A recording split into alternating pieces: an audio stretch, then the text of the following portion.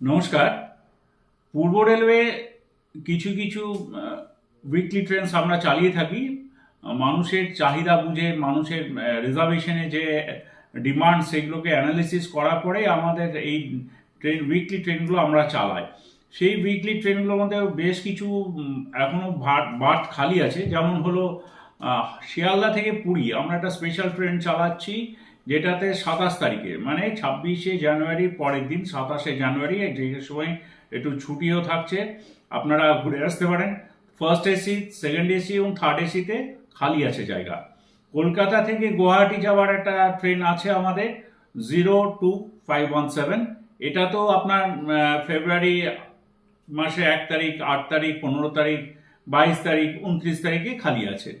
তেমনি কলকাতা থেকে আগরতলাগামী যে ট্রেনটি আমাদের আছে 02501, তাতেও আমাদের অনেকগুলি বার্থ খালি আছে 28 তারিখে এবং 4 তারিখে, 11 ফেব্রুয়ারি, 18 ফেব্রুয়ারি এবং 25শে ফেব্রুয়ারি। আগরতলা বা যারা ওই আমরা নর্থ ইস্টে যেতে চাই, তাদের অনেক সময় ফ্লাইটে যেতে হয়, সেই কথা মাথায় রেখে রেলওয়ে এই সিদ্ধান্ত নিয়েছে।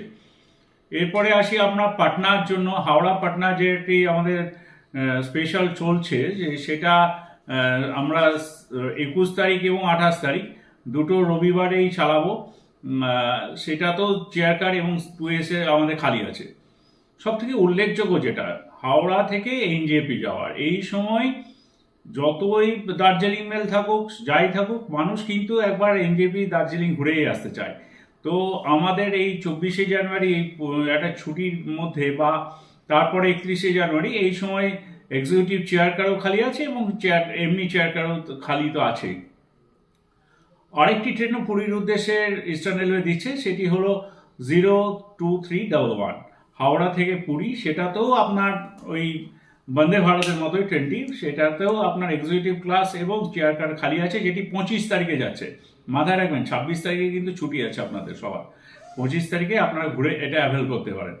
আর ভাগলপুর থেকে আছে আরেকটি ট্রেন, যেটি গান্ধীধাম যাচ্ছে, সেইটাতেও আমাদের 12 ফেব্রুয়ারি, 19শে ফেব্রুয়ারি এবং 26শে ফেব্রুয়ারি সেকেন্ড এসি, থার্ড এসি তো খালি আছে।